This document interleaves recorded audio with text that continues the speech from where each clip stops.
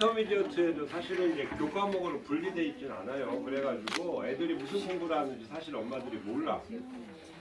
근데 상담을 가면 이제 우리가 하는 게 영어 읽기하고 쓰기하고 수학 요 세 가지 평가만 한단 말이에요. 7, 8도 사실 이제 뉴질랜드 개념에는 프라이머리예요.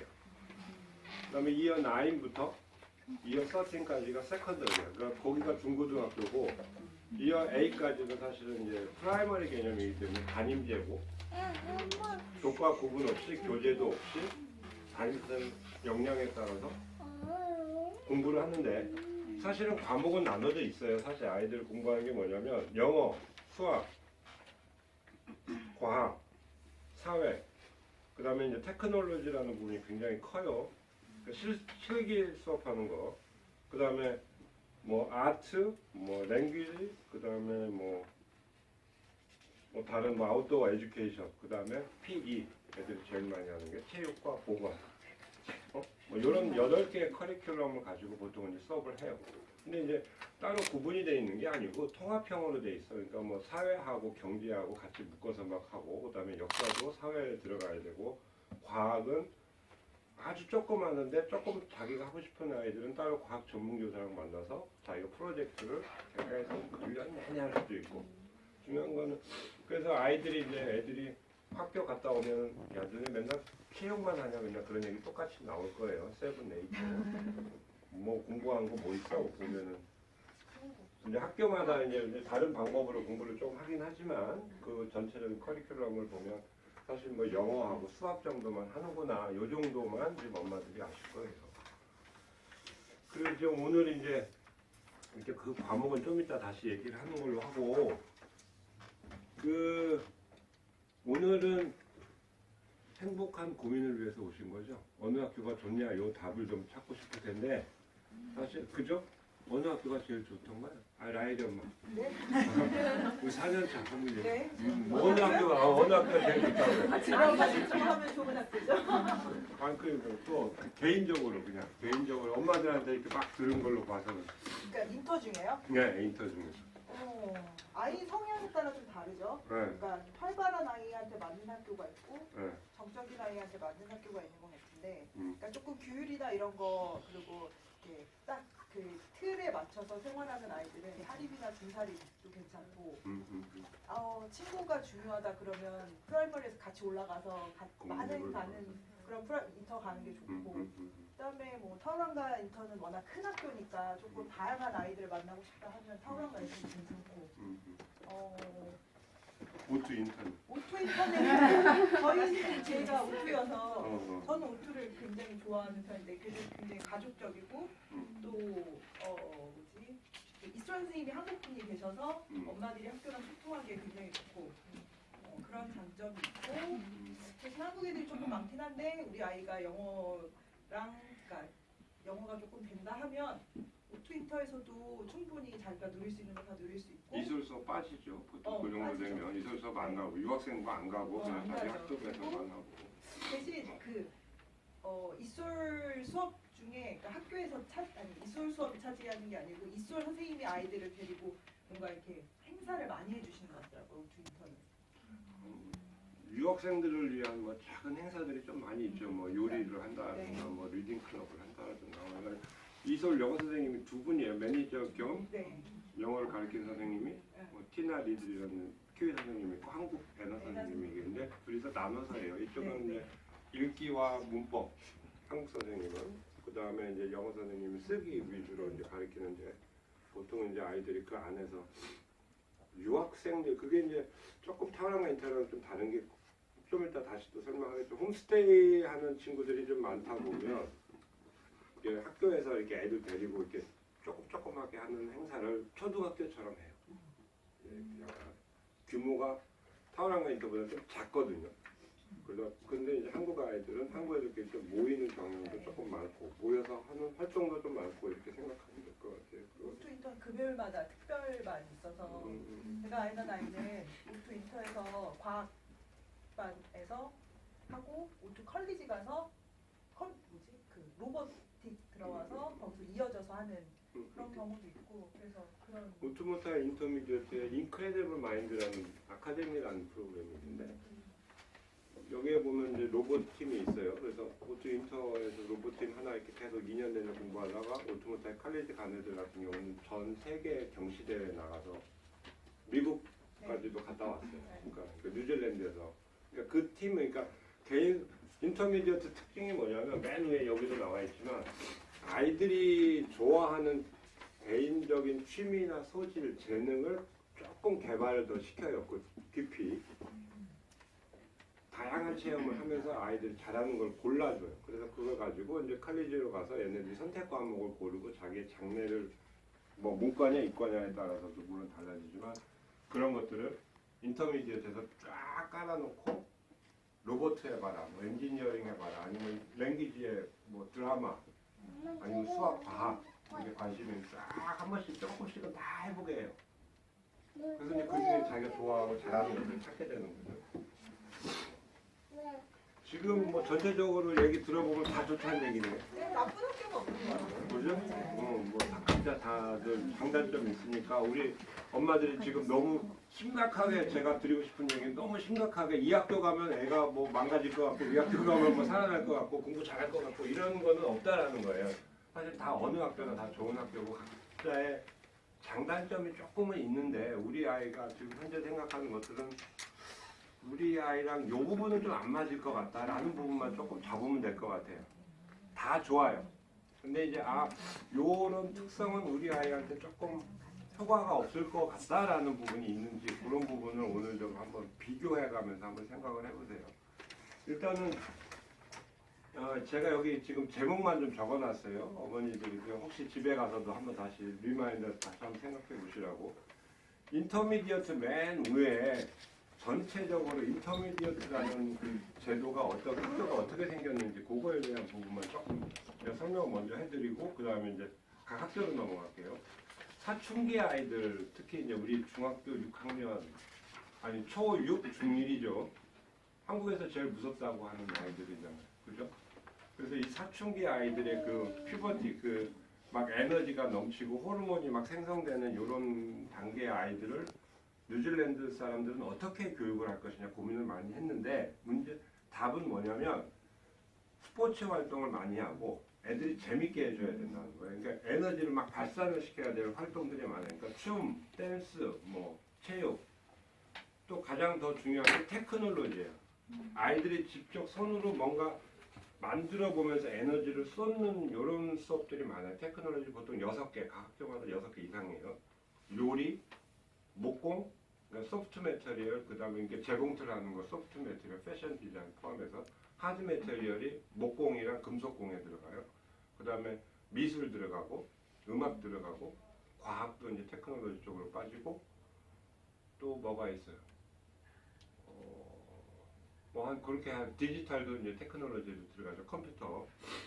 그래서 그런 것들을 애들이 직접 막 갔다 오면은 뭐 이렇게 보석함도 만들고 또 뭐 우리 아이들은 스피커 같은 것도 만들고 막 그랬어요. 스피커 이렇게 꽂아서 하는 거. 그래서 그러면서 이제 아이들이 사회적인 활동을 이제 인성을 좀 이렇게 큰 학교다 보니까 사회적인 활동을 좀 잘할 수 있는 그런 인성 교육까지 해서 가장 이 아카데믹한 거하고 아이들의 성장, 이 생리적인 성장 단계하고 그 다음에 이제 아이들이 아까 얘기한 소질과 재능을 어떻게 맛보게 할 거냐. 요게 이제 요 뉴질랜드의 그 인터미디어트 학교에서 하는 거고요. 그래서 이제 게다가 이제 특히 이제 우리 유학생들한테는 뭐가 있냐면 보통은 2년 차에 들어가요. 이제 2년 차 또는 3년 차, 뭐 5년 차에 들어가겠죠. 근데 이 정도 되면 거의 뉴질랜드 애들하고 똑같단 말이에요.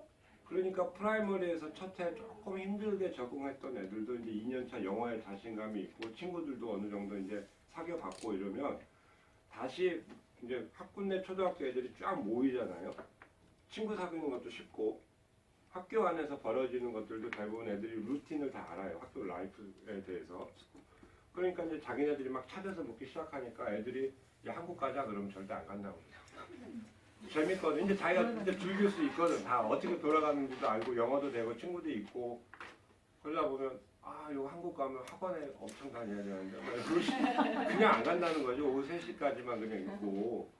그러니까 아마 인터미디어트는 또 그런 얘기를 해. 딱 1년만 하는 것보다는 그냥 2년제니까 2년 다 채워라 라고 하는 게 이제 뉴질랜드 선생님들 얘기예요. 왜냐하면 7학년 때 하는 부분이 있고 8학년 때 하는 부분이 있어서 두 개가 나눠져 있어요. 그래서 이 사춘기 아이들의 이 2년을 어떻게 보내느냐가 사실은 중고등학교에 가서 아니면 나중에 대학교 아니면 장래 미래의 아이들의 그 직업 이런 것들이 대부분 요때 아이들이 무엇을 맛보느냐 요게 맞춰져 있다는 거죠. 1년은 좀 짧아요. 2년 생각 추가 2년.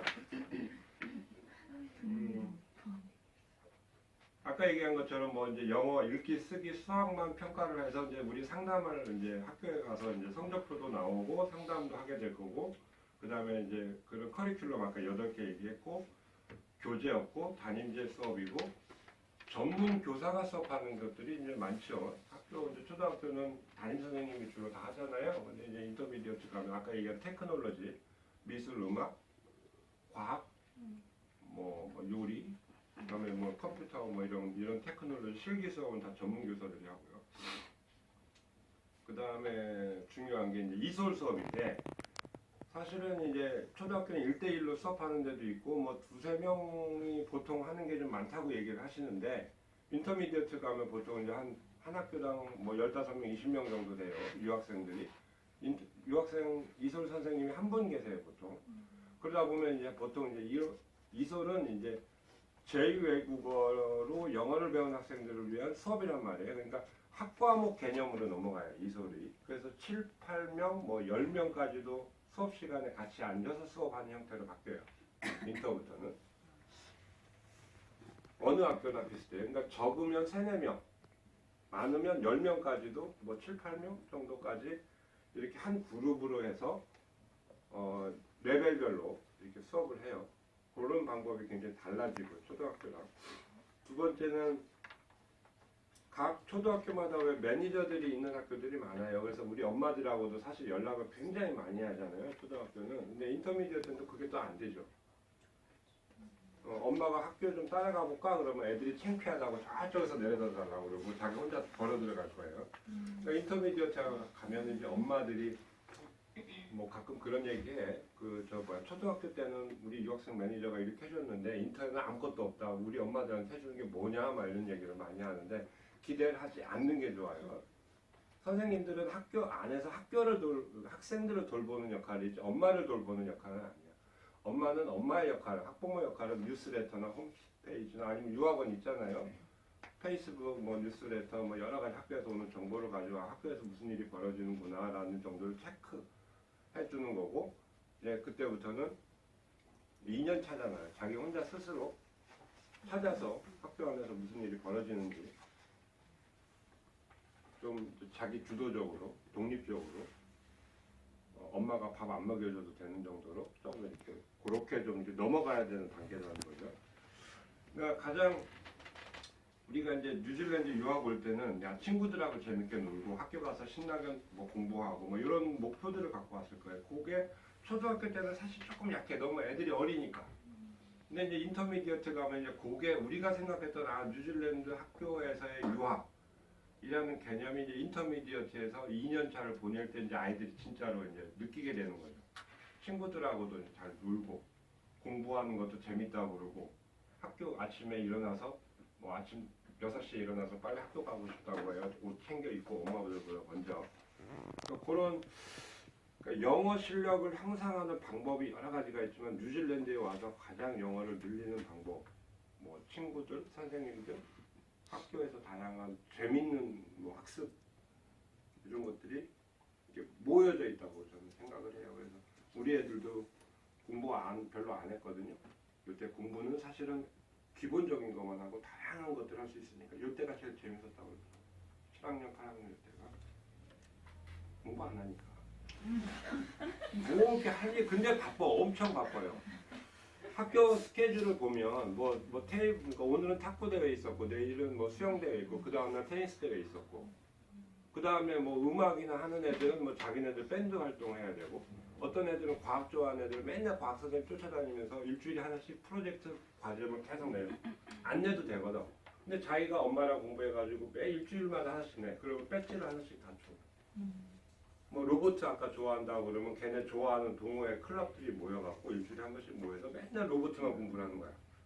다른 것도 하면서.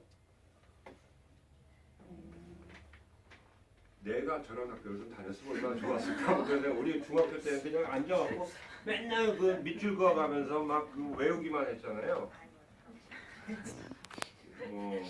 그러니까 리드를 못 받은 놈들이야 내가 옛날에. 공부하는 부분을 그래서 학교에서는 늘 우리 한국 유학생 부모님들이 가장 부족하게 생각하는 건 한국 학교에서 뭐 학습량이나 이런 것들이 굉장히 부족해지잖아요. 이런 걱정을 사실은 많이 해요. 인터뷰 애들은 좋아하는데 우리 엄마들은 또 다른 생각이 있잖아요. 수학, 과학 이거 해줘야 되는데 또 한국 뭐 학교 수업도 진도 좀 같이 나가줘야 되는데 막 어차피 1년 뒤에 2년 뒤에 갈 거니까 이런 경우는 애들 너무 학교에서 뭐 학교 활동하는 거는 일단 학교 활동대로 좀 두고 방과 후에 엄마들이 조금 더 투자를 해주는 방법밖에 없을 것 같아요.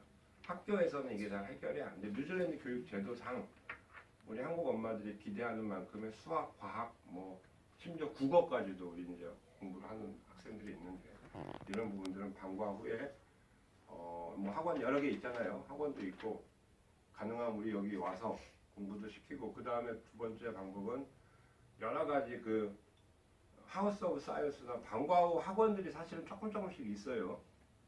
하우스 오브 사이언스 뭐 이런 게 과학 수업하는 거 아니면 도서관의 리딩 프로그램 뭐 청소년들을 위한 북클럽들도 있어요.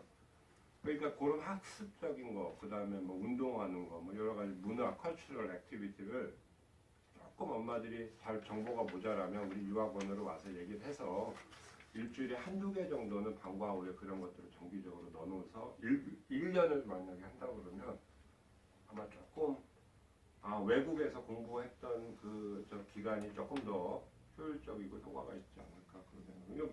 정보가 필요한 분들은 무조건 유학원으로 오세요. 그리고 제일 이제 지금 우리한테 반가운 소식은 맨 밑에 있지만 내년도에 프라이머리에서 인터미디어트로 진학하는 아이들은 수업료 한 5% 정도 할인해 줄 거예요. 그래서 한 600불에서 한 700불 정도 될 거예요. 근데 보통 이제 아직은 여기는 얘기가 없어요. 학교 할인은. 이게 사립, 준사립이잖아요.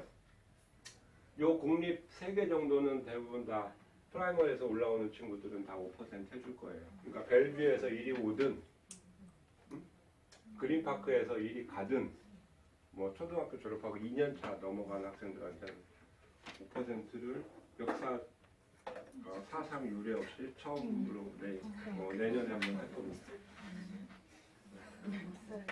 코로나 이거 아빠 안 오니까 혹시 좋다는 엄마를 옛날에 누군가 그래도 아빠 너무 자주 와가지고 좋겠다고 막 그러는데 사실 힘들 때요. 아빠들이 나는 한국에 있는 저도 2년간 떨어져 살아봤지만 아빠들이 사는 인생의 의미가 뭐가 있을까. 그냥 어차피 한 1년에 한두 번 정도 이렇게 와야 되는데 가족들 못 보고 이러면 아빠들이 제일 고생하는데 엄마들도 기운 좀 내세요. 여기서 더 행복하고 잘 노는 게 제 생각에는 한국 아빠들이 고생하는 보람이 조금 더 있을 거예요. 잘 놀아야 돼요. 기운 내시고. 그래야 한국에 있는 아빠들도 뻗친단 말이에요. 학교별 유학생 숫자는 제가 대략 데이터를 드릴게요. 그러니까 지금 올해 같은 경우는 여기 ACG는 뭐 7, 8학년에 4개 학급이 있어요. 4개 학급이 있어서 한 학급에 2명씩 들어가요. 그러니까 맥시멈 8명까지. 그러니까 7학년에 2개 학급, 8학년에 2개 학급이에요. 한 학급에 유학생들 2명씩 들어가요.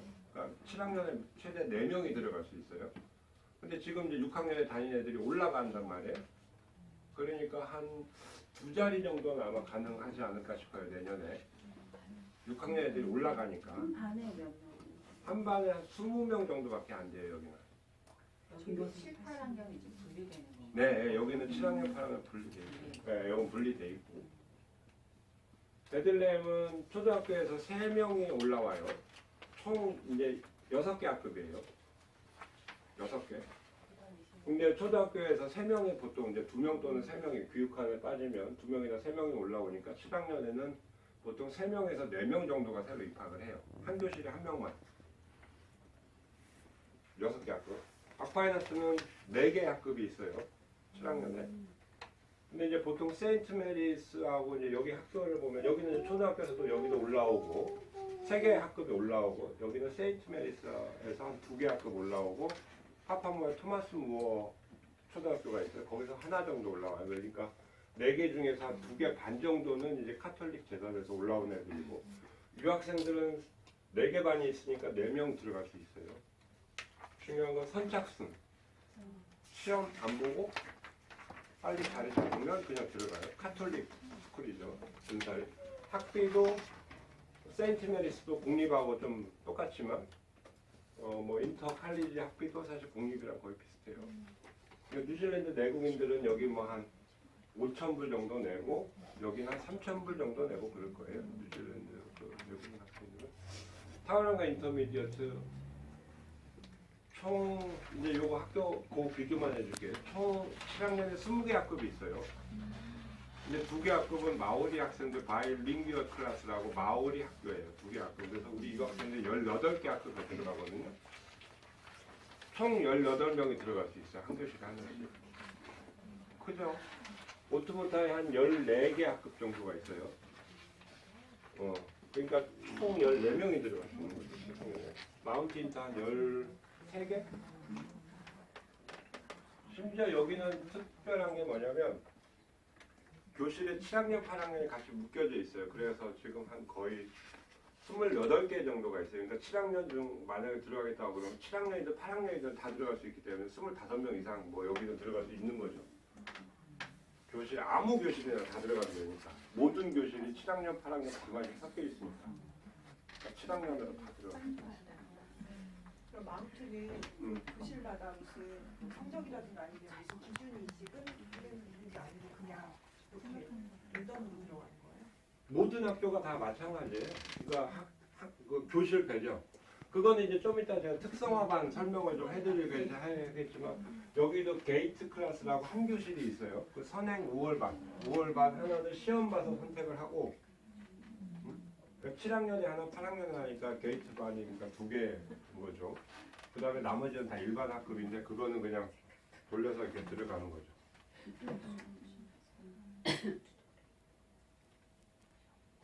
여기까지 뭐 질문이 있나요? 하나씩 이제 쪼개볼까? 파라메이터가 한 번에 몇 명이나 써요? 보통 이제 요즘에 7학년, 8학년들 학생이 많아요. 5, 6학년부터 애들이 많으니까 한 교실에 한 30명 가까이 돼요. 여기는 아까 얘기했지만 예전에 교실 하나였었어요. 그래서 이제 2개를 쪼개고 학생 숫자가 15명에서 한 20명 정도. ACG는. 베들레헴도 거의 30명 가까이 돼요. 28, 뭐 29 이 정도 다 대부분 다 한 교실당 그래고 요 교실을 계속 늘리는데도 부족해. 애들 늘어나는 게 더 빨라요. 그래서 보통 한 30명까지를 최대로 보고 있어요. 뉴질랜드 학교에서 어느 전국적으로 어느 학교 사립학교가 아닌 이상은 또 각 학교 설명 들어가기 전에 이제 그 앞으로 설명하는 이런 학교들은요. ACG는 이번 주 토요일 날 오픈데이 가시는 분 계시죠? 우리 올리브 선생님하고 저기 뭐 앤드류 선생님 같이 가실 거고 베들레헴 칼리지도 7월 말 8월 초에 우리 유학생들만 위한 따로 학교 설명회 할 거예요. 우리가 같이 모시고 이렇게 학교 가서 오리엔테이션 일단 유학생들한테 듣고 학교 투어 각 시설도 이렇게 둘러보는 것도 할 거고 아쿠아이너스 7월 29일인가? 언제 적혀있죠 거기? 29일. 7월 29일 요거 7월 텀3 계약하면 바로 갈 거고 여기도 요 3개 학교도 우리가 같이 가요. 그러니까 만약에 요 3개 학교 중에서 뭐 예를 들어서 여기랑 어디 뭐 가고 싶다 그러면 우리랑 같이 2개 학교를 직접 보고 그 다음에 결정해도 됩니다. 그게 이제 보통 한 늦어도 8월 초까지는 다 끝낼 거예요. 학교 투어는. 정말 엄청나게 꼼꼼하게 사립의 장점은 있어요. 예. 근데 이제 인원수의 문제가 좀 있고 문제가 2명이 들어갔을 때 여기가 성이 똑같은 남자애들 둘이가 들어갈 때 마찰이 좀 있어요. 얘기했어요. 지금 6학년에는 지금 2명이 다니고 있거든요. 얘들이 내가 보니까 내년에 그대로 연장할 것 같아. 네. 그리고 그러면 지금 7학년에 또 한 명 이미 지원해서 찜할 생각이에요. 그러니까 만약에 반이 2개가 돼도 한 명밖에 안 남는 거예요. 지금 상황은 그래요. 누구 한 명 지원했어요? 어제 인터뷰 했어요. 아, 어제 그리고 인터뷰. 바로 찜하기로 하셨어요. 아 그러면 네. 이제 한 자리 정도나 아니면 네. 누가 귀국하거나 한 자리. 그 제가 말씀드리고 싶은 거는요. 일단 어떤 좀 윤곽이 잡히시면 어느 학교를 가시든지 저한테 원투원으로 얘기를 해주세요. 그러면 제가 원서도 미리 좀 넣어놓고요. 어떤 경우에는 원서가 2개 들어가야 되는 경우도 있을 거예요. 어머님들이 나는 베들레헴도 좀 끝까지 한번 붙들고 있고 싶어. 그러면서 다우랑아 인터도 걸고 싶어. 이러셔도 괜찮습니다. 그러면 제가 원서 2개 써드려요. 그러니까 일단은 개인적으로 좀 아이디어가 잡히시면 저한테 미리 다 얘기를 해주세요. 그럼 일단 원서부터 넣을게요. 네. 네, 앞으로 이렇게 하죠. 네. 원서 2개 학교는 우리가 무료로 써줄게. 세 번째부터 우리한테 문제입니다. 세 번째 학교까지 이제 그 원서를 여러 개. 제 경험에는 베들레헴이 늘 제일 늦어요. 그게 그 학교가 늦고 싶어서 늦는 게 아니고 기존에 있는 학생들이 답을 안 주는 거예요. 거기는 기존 학생이 답을 줘야 스페이스가 생겨요. 그러니까 그 답을 받는 게 10월 말 정도 되는 거예요. 그러니까 이제 저희들이 이게 제일 늦고 제일 결과가 늦게 나올 수밖에 없어요. 그래서 과거의 경험으로 볼 때 베들레헴을 지원하신 분은 인내심이 많으신 분들이 자리를 받았어요. 끝까지 버티고 계속 기다리고 있는 분이 근데 안 되면은 안 되면 자리는 인터도 있어요. 다른 국립학교는 인터들은 국립학교들은 다 자리가 있으니까 겁내 안 하셔도 돼요. 애가 갈 수 있는 자리는 다 있어요. 네. 사실 그냥 공립에 인터에 단일반 30명 있는데 가셔도 아무 문제 없어요. 오히려 그거는 그 나름대로 장점 다 가지고 있습니다. 네. 베들레헴 보니까 올해 이어 6에 자리가 있네요. 그래서 지금 이제 제가 지금 상황 모르겠어요. 그러니까 내년에 이어 5는 지금 3명이 있으니까 3명이 내년에 이어 6로 올라가면 자리가 없는 거고요. 그지? 내년에 이어 6에 올해 있는 아이들 내년에 이어 7으로 올라가는 애들이 지금 이어 6에 자리가 있을 수도 있어요. 그래서 아마 베들레헴도 제 생각에 4-5명까지도 가능할 수도 있어요. 베들레헴 자리는. 그러니까 요 숫자를 좀 생각을 좀 해놔야 될 것 같아요. 우리가 네. 원서를 몇 명 그렇죠. 넣자. 왜냐하면 7학년, 9학년은 사실 이게 우선 접수 순위가 아니거든요. 일단 다 받아놓고 거기서 인터내셔널 시험을 텀 3 말이나 방학 동안에 쳐요. 그러니까 그냥 다 넣어도 돼요. 그거 시간하고 아무 문제 없어요. 7학년, 9학년만 그래요. 다른 학년들은 우선순위예요. 우선순위로 웨이팅에 걸어놓고 자리가 나면 그 웨이팅에 걸은 첫 번째부터 해서 인터뷰 들어가거든요. 근데 7학년, 9학년은 다르니까요. 얼마든지 가능합니다. 예. 베들레헴 워낙 자리가 계속 바뀌어가지고 보통 네. 여기는 6개월 단위로 학교를 내지는 않아요. 항상 네. 1년 1년 이상 뭐 단위로. 1년이나 1년 뭐 1년 단위로 몇 년 그리고 사실 11월 달이 돼가지고 자리가 나는 경우도 있었어요. 왜냐하면 그때 갑자기 진로 변경을 해가지고 뭐 한국을 간다든지 뭐 외국 학생이 뭐 간다든지 이래서 자리가 나는 경우도 있었어요. 저기가. 중국에서 온다는 놈이 못 온다든지 이런 경우들이 있어요. 갑자기 네. 나오는. 근데 이제 문제는 이제 꼭 정리하면 국립하고 마지막까지 과연 베들레헴을 계속 끝까지 기다리다가 안 되면 뭐 방법이 있느냐인데 그러면은 이제 보통 아까 얘기한 대로 저런 공립 오투 인터가 같은 학군이잖아요. 집 안 옮기고 그냥 오투 인터도 대부분 자리가 있어요. 그럼 막판까지 기다리다가 그냥 오투 뭐 베들레헴 가서 뭐 이렇게 옮겨도 되는 충분한 학교 자리는 있으니까 뭐 가까이 났을 있잖아요. 그러니까. 그리고 만약에 공립을 가셔서 사실은 나는 베들레헴을 보내고 싶은데 좀 이 기로에 서가지고 막 있다. 그러면 6개월 학비를 내놓는 것도 하나의 또 방법이긴 해요. 그 사이에 또 자리가 나는 경우가 있거든요. 근데 그걸 1년 학비를 내면 이제 바꾸기가 힘들어요. 왜냐하면 이쪽 학교에서 1년 학비 낸 학생을 중간에 베들레헴에서 안 받으려고 해요. 이 서로 학교 간의 관계가 나빠지잖아요. 근데 만약에 내가 6개월 학비를 내놓은 경우에는 어차피 6개월에 끝나는 학생이니까 넘어가는 게 조금 쉬워질 수도 있어요. 그래서 그런 방법도 있습니다.